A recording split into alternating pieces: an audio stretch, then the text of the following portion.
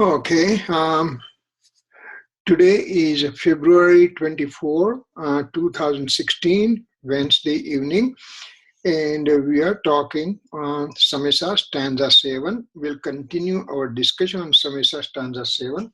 First, we'll sing the stanza and then we'll go on the slides. Samaysar Stanza 7. First, what Kunkun Acharya wrote down. Vyavahare vadu saddhi rani sacharitha dansanam ranam navinanam na charitam na dansanam jana go suddho. Harigit, Gujarati ma. Charitra darsana gnana prana vyavahara kathane gnanine charitra nahi darsana nahi gnana gnayaka suddhache. So here is Samaysar stanza 7, and basically it follows what we understood in stanza 6. So what does it say? So we'll be going to the slides. Let me just share the screen. The slides. Share screen. Okay. So we had talked last time up to slide number 14. We'll just quickly recapitulate on 14 and then go to the 15. Last time, when we are closing last session, we just talked about divisional aspect of right faith, knowledge, and attribute is not the subject of enlightenment. I need to have samyak darshan. I need to have self-realization. I need to have enlightenment. Then over here it says divisional aspect. When I say I'm a gnan, I'm darshan, I'm charitra. When I'm talking three different ways, all the attributes in the sense, if I make that three attributes we are taking, gnan, darshan, charitra, faith, knowledge, and conduct, they are infinite attributes, but they are main three that we are talking. And when we talk about divisional aspect, that I'm the knowledge, I'm the faith, I'm the remember, I'm not thinking about anything outside material thing, outside object. I'm not thinking about the material karma. I'm not thinking about my rag dvesh. I'm not thinking about my body. I'm just thinking about my eternal soul substance having this attribute. That is also not subject of enlightenment. Yesterday, I got some kankotri from somebody that somebody in India is doing updan, and that 47 or 49 days of tap it is there. It's the whole thing I read.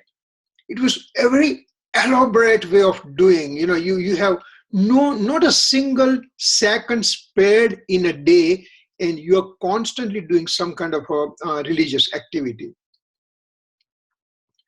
Or we had another lady from our town. She went down to Palitana to doing Navanu Yatra.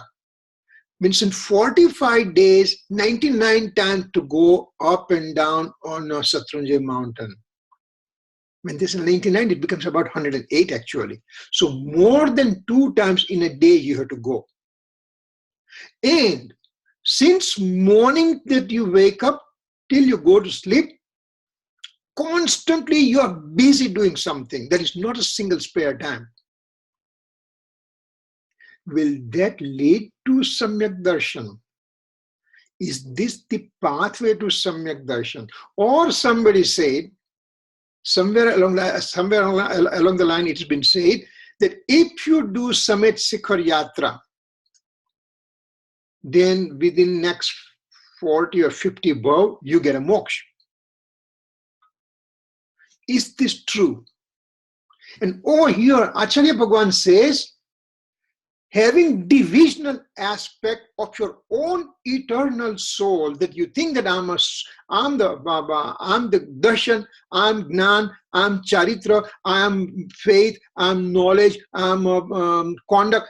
This kind of thinking also will not give me enlightenment, will not give me samyak darshan. You mean all those things one should not do it? Not to go to Samit Sikar, not to do Navanu Yatra, not to do Ubdhan? No. When I'm doing all those things, at that time my aim is enlightenment, means I am trying to get away from alien objects attachment. If I'm going out of the alien objects attachment, then there is better chance I can go within, but I have to have this knowledge.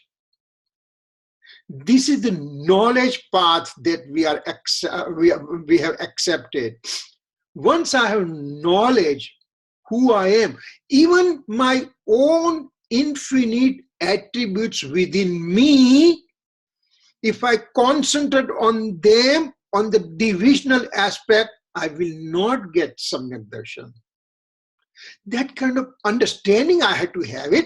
So what is my narrowest possible aim that I have to keep eye on it? And that is my eternal, indivisible soul substance. I have to keep attention to that. So all this information we are gathering is narrowed down the field to me to make my attention go to the right object. And once it goes there, I get enlightenment. So that was a divisional aspect. I won't go it. All infinite attributes in the soul substance are present in the indivisible form. Remember, soul substance has a innumerable space point. Soul substance has an innumerable space point. What's the space point? If you take a cube, for example, and you divide into two, and further divide into two, and come to a point where you cannot make two divisions of that particular matter. Now, we don't have to say atom is a last thing from scientific atom, because scientific atom also is nucleus, protons, neutrons, electrons. Quite a few things are there. And in the nucleus, there are also something called quarks, quark theory. So all those things are very big thing. You have to go even further down. And when you go to the last possible point in which it cannot be divided into two, that is that area, whatever area it occupies, it's called one space point. And each and every soul has innumerable space point, asankyat pradesi. Countable, in the numerical, innumerable, and infinite. The three divisions we are taking. Numerable, 100,000, 10,000, million, billion, trillion, all those things are countable numbers. Then there are innumerable. And as we said at one point in a literature, it says it could be 10 raised to 29 and beyond, could be innumerable. And then infinite means huge, that if I start counting 1, 2, 3 right now, and every Samay I count 1, 1, 1 each, it will take infinite time and I have not even started. So that's an infinite. Now, soul substance has innumerable space point, and attributes are infinite in number. They're not only infinite in number, but soul substance are infinite, matter particles infinite times infinite, the time units of the 3 times past, present, future is third infinite, Fourth infinite is a space point of the space, Akash. And fifth infinite is my attribute. So my attributes are infinite times infinite times infinite times infinite, infinite raised to 5. That many attributes are hanging around in a small, teeny tiny, innumerable space point. So already there is overcrowding.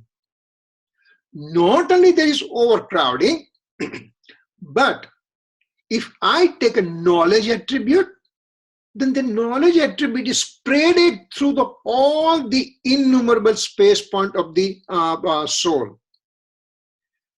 Conduct attribute, each and every space point represents conduct attribute. Faith attribute, eternal existence attribute, all the infinite attributes are represented in each and every smallest space point of the innumerable space point of the soul substance. Now you can imagine, if I take this is this space point, all the infinite attributes are represented in this small space point. So what it says, this bullet, all infinite attributes in the soul substance are present in the indivisible form. You cannot take them out. They are just they're intermingled with each other in the infinite, indivisible form. For example, sugar is white as well as sugar is sweet. Both are indivisible with the sugar substance by itself. Sugar means white, white means sugar, sugar means sweet, sweet means sugar. So those are the things that we have to understand, that what infinite attributes in indivisible form means what. I cannot take sweetness out of sugar. So that way, same way, I cannot take my attributes away from me. Okay. Having said that, now we come to our slide, today's slide. So this indivisible true nature of the soul is separate from. Now, we have gone through this slide before. In the sixth stanza, we have gone through it. It will be kind of revision for us. We already know what that slide is going to show. What it says, indivisible true nature of the soul, me, my eternal soul substance, me as a soul substance. I'm separate from non-living material thing. This is my recorder and I'm separate from my recorder. This is the pencil, and I'm separate from this pencil. Okay, understood? Physical body, I'm separate from my physical body. Me as an eternal soul, indivisible soul substance is separate from the physical body. Okay, we know that point. Okay, material karma, all the 8 types of karma and subdivision of 148 types. Somewhere along the line, we'll take those material karma, 148 types. They are material world. Material world means it's a matter. Matter means non-living.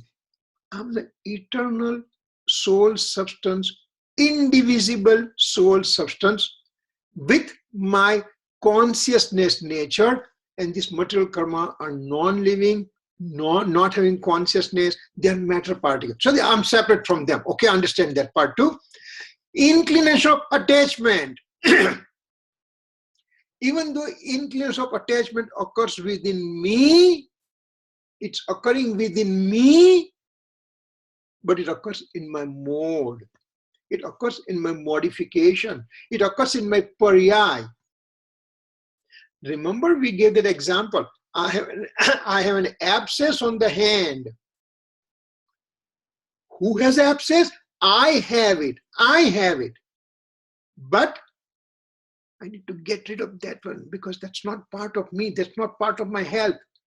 That abscess represents unhealthiness, unhealthy state. Take it out, even though it belongs to me. It needs to be taken out. Inclination of attachment is that kind of a abscess on the soul. That even though it is present in the soul's mode, but needs to be taken out. So that is also called alien object. Now, remember, this is going to raise the question. Here I am, I'm the indivisible nature of the soul, and rag is occurring within me. Inclination of attachment is occurring within me. How can it be an alien object for me? Because number one, inclination of attachment is not my true nature. Inclination of attachment within me occurred only when I paid the attention to the alien object. This is the recorder. To you, it doesn't mean anything because it's not yours. Who cares whether it's there, not there, working, not working? It doesn't make difference to you. To me, yes, it does make difference to me. I was in San Francisco, this recorder fell down from my hand and some part broke down, and I said, gee, how come I was so careless? That means I had attachment to this because this is mine, this is mine, this is mine. That means my inclination of attachment occurred because I paid attention to this alien object. That's why inclination of attachment got generated. If you don't have this one, you don't have inclination of attachment related to this recorder. I had that inclination of attachment because this is mine. It helps me out. It helps me out to record and all those things. So I have attachment to them. So inclination of attachment occurs when the soul in the mode pays attention to the alien objects. And that's why inclination of attachment occurred because of having attention focus on the alien object, and that's why it's called alien object. So that is all separate from my soul. Okay, all right, I get convinced a little bit. Then one mode, pure or impure within me, occurring within me. I'm the soul substance, full of attributes, and each attribute has a one mode at a given time. And so this mode is transient in nature. Transient. It occurs, and within one samay, it gets disintegrated. It originates and is ceased to exist. Origination, cessation. So that thing occurs within one samay.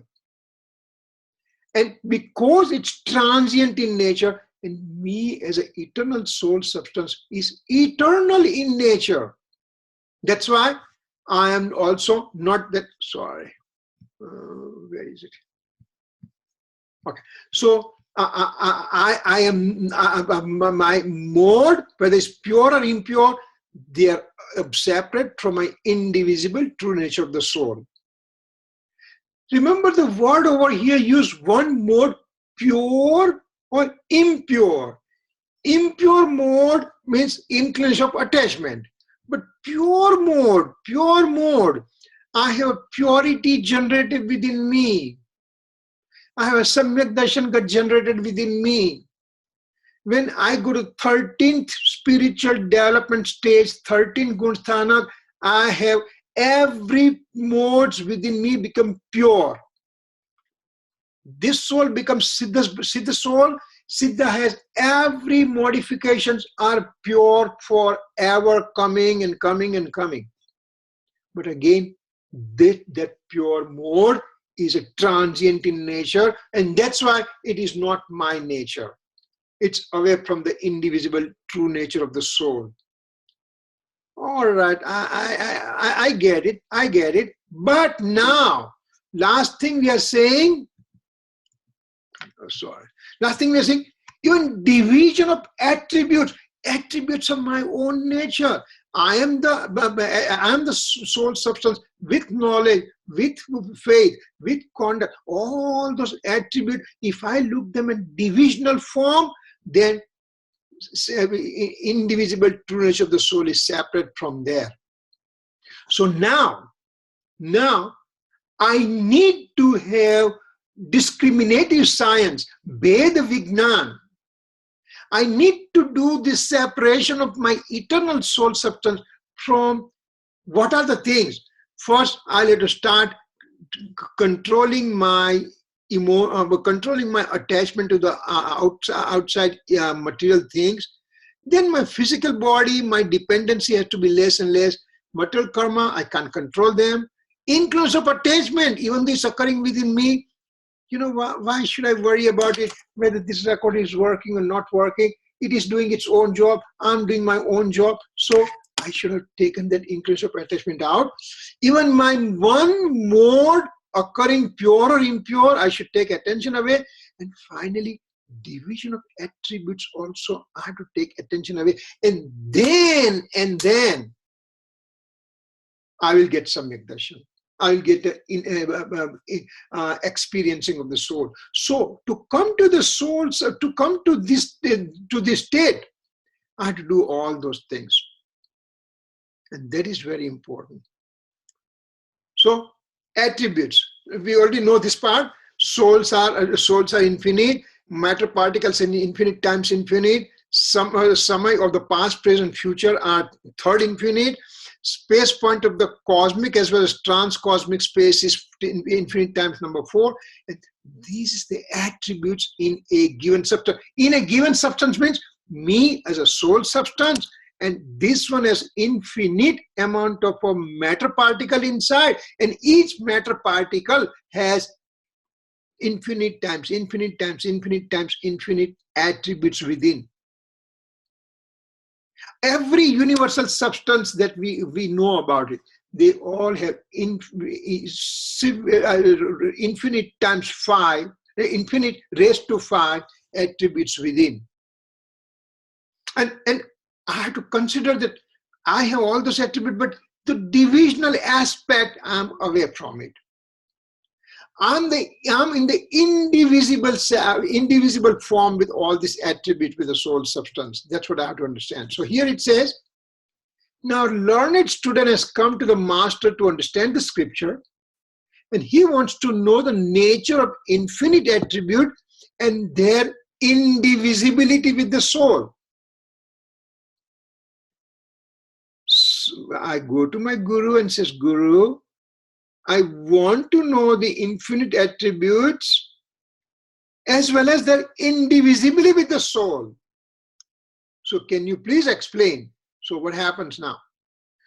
Guru wants to explain the indivisibility of the attribute to the student. Now Guru says, okay, that's a genuine question you are coming here with, because what I know from you, that you have come, taken your attention from non-living material thing, physical body, material karma, influence of attachment, one mode, pure or impure. You've taken your attention out, and now you have come to this point in which you want to separate yourself. You want to separate yourself from this true nature of the self. So the student says, first explain to me these things, and then explain to me that how they are indivisible with the soul substance. That's a question. So this student has learned a lot. What do learning means? Okay, he was attending Wednesday classes. He understood all those things. That means he learned? No. Okay, he read the things, he made the slide, he was talking about it. So does it mean that the teacher already knew what he's talking? No. Learning means knowing that I'm separate from the non-living material thing, physical body, and all those things, I'm separate from it, and he's acting accordingly. That is called true learning. So this student has come all the way up to here, and he says, now Guru, I'm stuck on this last part. Please explain to me. And that's what is happening over here, that he is asking question and learned Guru is giving answer. He's explaining indivisibility to the student. Now, first thing, there are limitations of the words. You know, a simple thing. I did practice for cardiology for 30 years. Patient comes with a chest pain. When I say pain, where is your chest pain? Where is your pain? Where is your pain? And patients sometimes used to get kind of irritable. Say, Doc, it's not the pain. And okay, what is it? What is it? Explain to me. Something funny, having elephant sitting on my chest, or somebody's blowing the balloon inside and there is no room for further expansion.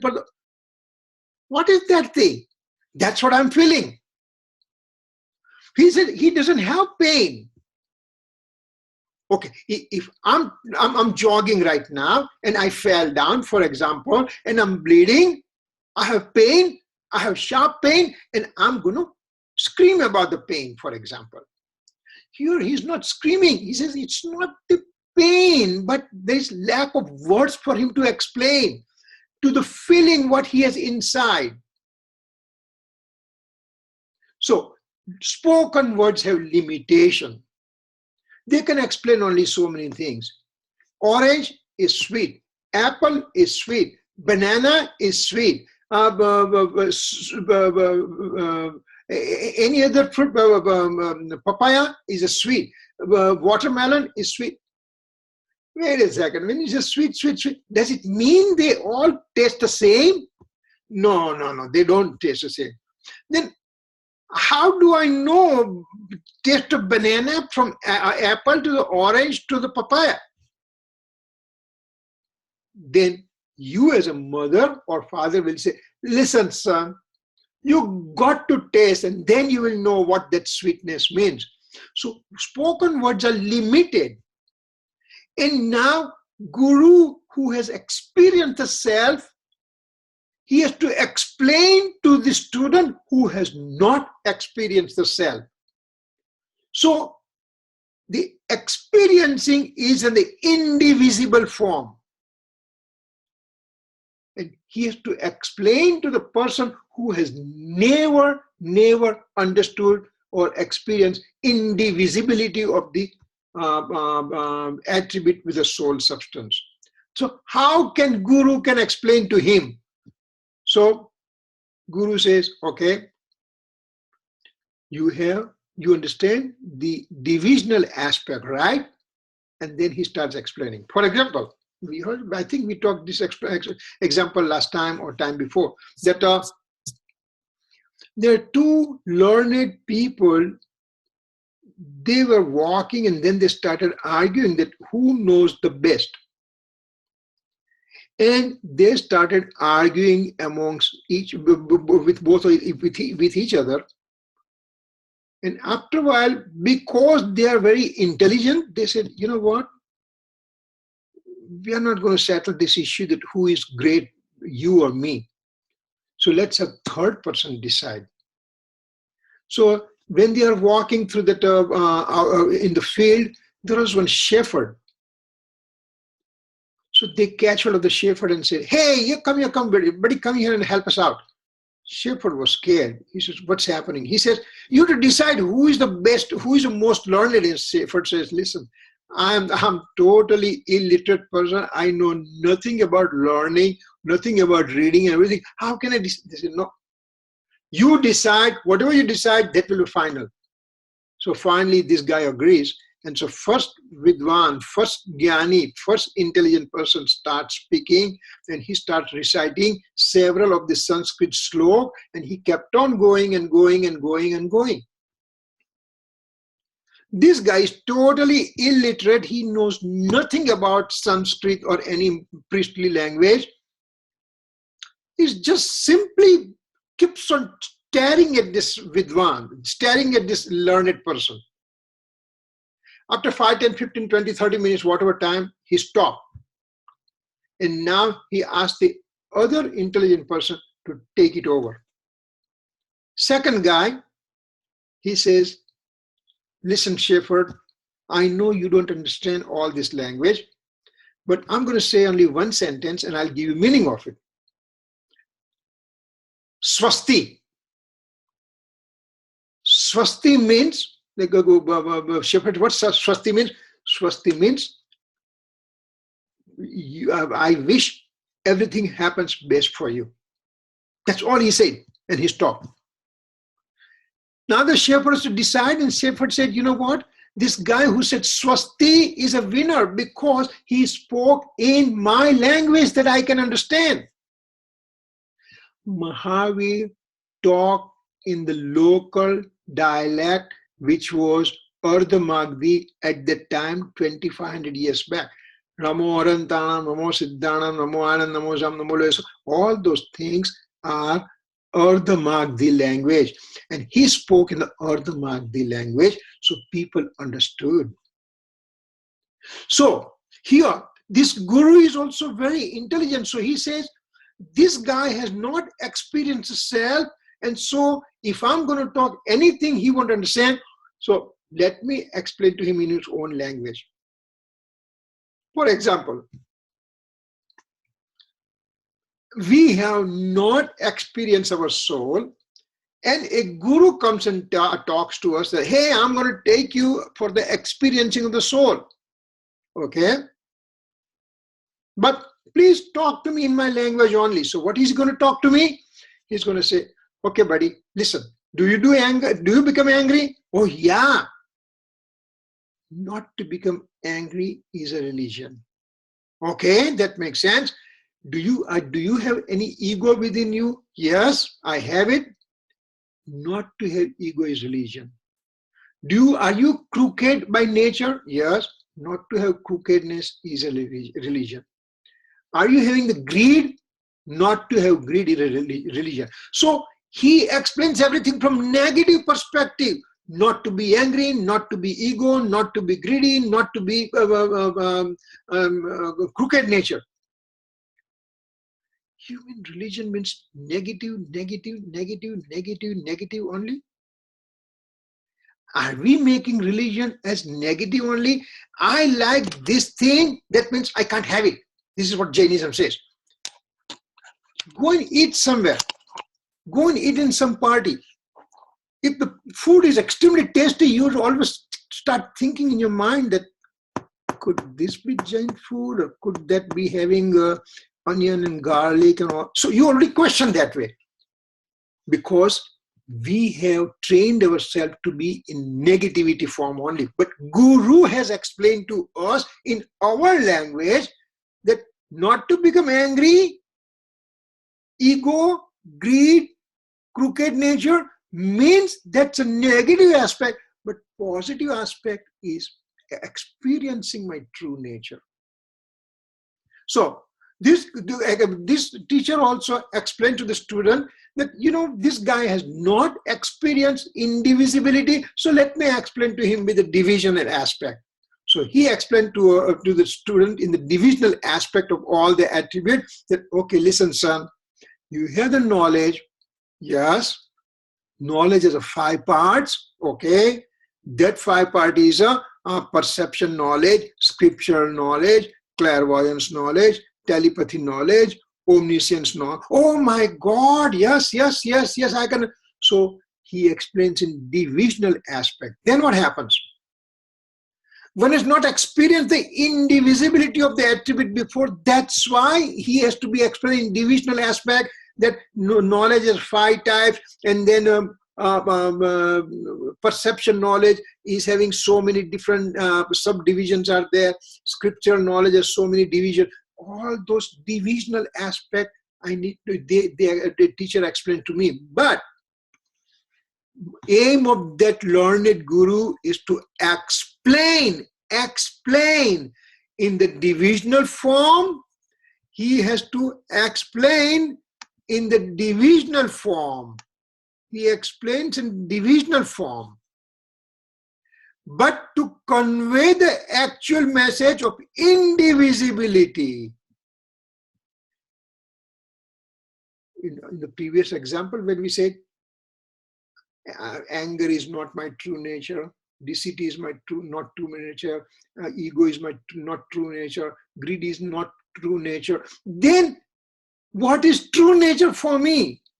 My indivisible soul substance, or in the form of those knowledge and the subdivisions and everything. He explains to me in the divisional form, but ultimately he says, listen, did you understand everything? Yes. Then there is no division. They are in the indivisible form inside. So by way of divisional aspect, he gives the actual message of indivisibility. Medium uses divisional aspect, but to convey the point is indivisibility, nature of the attribute. This is the heart of the seventh stanza. This bullet is a heart of the seventh stanza. That you are explaining, the learned teacher explains in the divisional aspect, then he puts the asterisk there and says, as long as you understand divisional aspect, now you know that your soul is indivisible inside. There are no divisions of anything inside. So here, to explain divisional aspect of faith, knowledge, conduct, attribute is conventional point of view, because you are talking from divisional aspect. You're talking indivisible thing in the divisional aspect. We'll take a little break over here on the conventional point of view to understand what conventional point of view means. Vyavahar nahi or conventional point of view. Actually, the detail, great detail will be coming in 11th stanza. And we'll have lots of fun, because it is amazing amount of informations are loaded in 11th stanza. 6th is important, 11th is important, 13th is important, and thereafter quite a few. But these are the things. So when we come to the 11th stanza, we'll know a lot more. But right now, let's say conventional point of view means what? Conventional point of view means things which is not true, and to understand them to be true, that is called conventional point of view. I am the soul substance, and this is my body. This is my body. Means soul and material body are two separate things. To consider them as one unit, which was never been there before. Since time infinite, and I took infinite birth and death in the past, and each time I was associated with the physical body, but ultimately physical body remained over here, my soul went to the other place and everything. So body and soul have closest possible relationship, but they're entirely separate. So soul and body, the two substances are separate, to consider them as a one. Right now, this room is comfortable temperature, but God forbid there's a blizzard or God knows whatever happens, and suddenly this room becomes extremely cold. What will I do first? I will start my heating point. I'll go to the control station and start my heater. Why? Because I'm feeling cold. Who is feeling cold? Soul or the body? Well, soul residing in the body, that body is feeling cold. So that's why I understood that soul and body are same, one and the same thing. If this soul is gone from this body, and this body is kept in the cold storage, 0 degree or minus degree temperature, how much body is going to complain that, hey, this is too cold, I can't take it no more.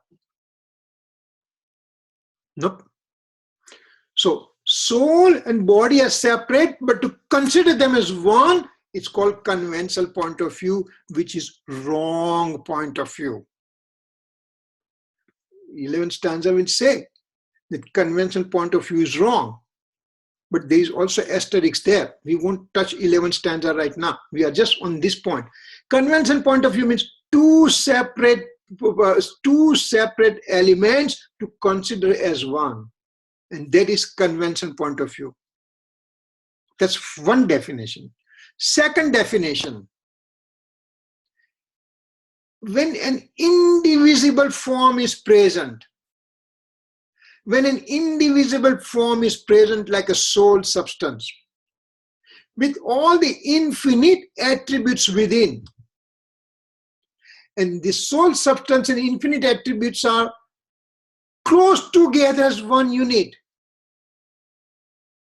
They're close together as one unit. Means if there are attributes, then there is soul. If there is soul, then there are attributes. They're together. They're intermingled. They're indivisible. They are identical. They are in unity. Now, for my understanding purpose, when I try to make division within the indivisible thing, then also it's called conventional point of view. Again, first two definitions for conventional point of view. One is two entirely separate substances to consider them as mine. This is mine. This is mine. Wait a second. This is a material thing, and I'm a conscious element. How can this material thing will be mine? Well, I paid for it and everything. It's not yours. That's why it's mine. It's a conventional point of view. That's the first definition. Second one is soul substance which is indivisible in nature with the infinite attribute, to consider those attributes as a divisional form. That I have a knowledge, I am full of knowledge, I'm full of faith, I'm full of attribute. Like this faith, knowledge, conduct, consider them as separately. That is also called conventional point of view. And when there is conventional point of view, there is no experiencing of the soul. You understand? This is very, very important, because this conventional point of view word will come again and again and again and again. In this 7th stanza, when we say conventional point of view, means in the indivisible soul substance with the infinite attribute, when I make divisions within, artificial arbitrary divisions, then they are called conventional point of view.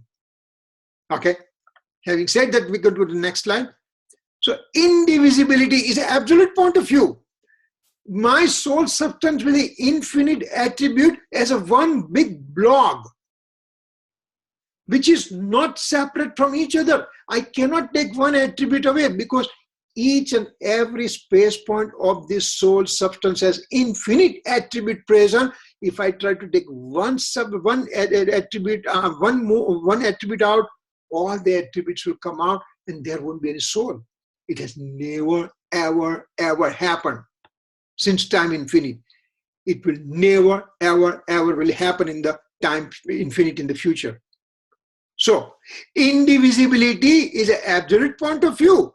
And to explain division aspect of faith, knowledge, conduct, attribute is a conventional point of view. Now that is clear for us, let's move next one. So explanations are done with divisional. Explanations are done with divisions, but one has to perceive in the indivisible form. This is kind of Greek and Latin. The discourses are given in the divisional form, but learned teacher says, listen, don't stop there. Once you understand what is soul, what is knowledge, what is faith, what is conduct, then perceive them as indivisible. Experience yourself as indivisible. And that's the main point over here. This is the same thing in Gujarati. સમજાવવું છે અભેદને. ભેદ કરીને સમજાવવું તે તો વ્યવહાર છે, સમજવું અભેદ તે નિશ્ચય છે. Means the explanation point is done with a division, means conventional point of view. But one has to perceive the whole thing in the indivisible form, means absolute point of view. So this is the heart of the 7th stanza. This is what 7th stanza means. That explanation in the divisional form and understanding in the form of indivisible form. And then the whole thing is on further expansion of the whole of this central point. This purple slide is the heart of the 7th stanza, and everything else we are talking is just further explanation only. So when did I understand the message completely? It's very simple for me now, right? When did I understand this message completely? When, let's say what it says. Guru's explanation medium was conventional way. What this conventional way means? He is explaining in the divisional form. He says soul has a knowledge, soul has a conduct, soul has a faith attribute. Knowledge, there are 5 types. Faith could be of 2 types. Conduct could be 5 types, different types. All those explanations are given in a conventional way, in the divisional way. Learned student heard this message. He is hearing. Because remember, he has raised the question to start with. So he's listening to these discourses. Then he takes the essence of the message.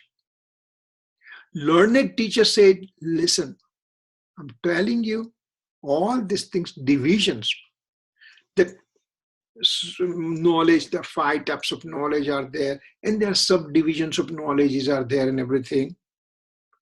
Faith, their divisions are there. Conduct has a division. When the soul starts going on the journey of the spiritual development stages, then there's a first stage is a wrong faith, 4th stage is a right faith, in 4th and 5th and 6th and 7th and 8th, 9th, 10th, 12th, 13th, 14th, and all those stages, they have been explained. Stages in the form of divisions, they are also conventional form of message. All the spiritual development stage, all the gunsthana, they are also vyavahar. They are all conventional. His learned student understood the essence of the message. Now he understands the subject through absolute point of view. The medium of explanation was conventional point of view with the divisions. And understanding was in the indivisible form. It seems so abstract till me and you will one day experience the soul substance, and all this thing will become absolutely clear to us. It becomes abstract because we have not experienced our true nature. So he has to understand the subject through the absolute point of view. And after understanding, he takes the refuge in the eternal soul substance. He says, this is what my final aim is.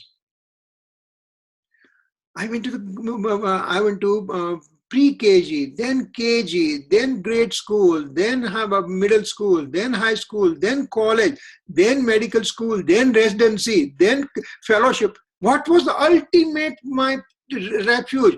My ultimate refuge was to do cardiology only, and everything else becomes secondary at the time. Everything that I learned from the KG level all the way to my practice level, everything becomes secondary, and my aim narrow aim is to look for the heart. Same thing here. The student has learned everything. He understood the message in conventional form. He understood in the absolute point of view. He understood the indivisibility. He understood right now. And now he has taken refuge into the eternal soul substance. And what happens? When he takes a refuge, all the influence of attachment, automatically they go away. He doesn't have to give up. Listen, I want to give somebody, I think the last Sunday class that we had it, and somebody said, when we are talking something like this, and he says, oh yeah, I understand, but how can I give up my influence of attachment, and how can I have my refuge in the eternal soul substance? Since time infinite, I know only one thing and one thing and one thing, and that is influence of attachment. And aversion, we are just taking it down because nobody likes to have the influence of aversion. Nobody wants to have dvesh. But rag, my family, my grandkids, my house, my temple, my religion, my Samaysar, all those things are influence of attachment. How can I give up that thing?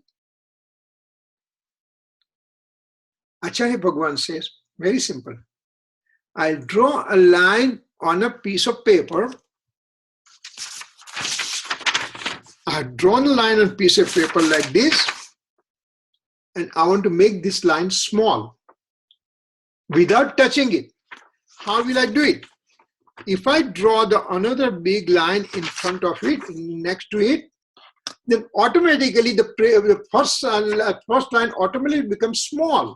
So if I have my narrow pointed vision and faith is directed to eternal soul substance, then influence of attachment automatically slows down. Automatically they have no importance at all. So one doesn't have to give it up. It just automatically goes away because now has something better to do. Kripaludev, when he was one time he saw some women going with the water in their beda, what do we pot? They were having a pot on their head and the water was full. And so Kripaludev said, can we put something more in this water? And the women says, no, because water is totally full in the pot and there is not a single space. Kripaludev says, but I want to put something. They said, no, you can't put anything. He said, you know what? I have a bag full of butter I want to put in that pot. What did that lady do? She just threw the water out and says, okay, put all that butter inside. Why? Importance of butter was so important that previously, moment before, she thinks, no, this my water is very important. Water became less important to her at all, least important, because she's getting butter. So if I'm getting my attention drawn to eternal soul substance, then influence of attachment becomes like that water that you can just throw it away, just like that. So nothing has to be thrown, nothing has to be given up. It just goes away automatically. He now gets engrossed within his true nature of the self. And then only he has understood Guru's message well. Guru started from this divisional aspect, and he understood with the engrossment of the eternal true nature, with the indivisible true nature, then and then he heard Guru's message well. Then and then he is a true student. Then only he has digested this message. Just by reading this Samaysar book, when not only reading, but memorizing it. Not only memorizing, even in the deep sleep you ask, he will recite the same thing. That much kind of memorization he has done. But that remains memory only. I need to experience myself. And that is the ultimate goal. Goal is not to have you memorize the whole Samaysar by heart. Sure, it's good if you do it. Important thing is experiencing who am I? Who am I? To understand that part. That is very important.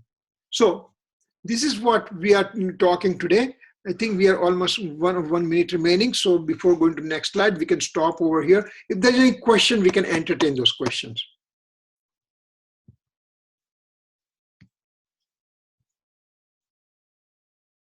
Yes, anybody?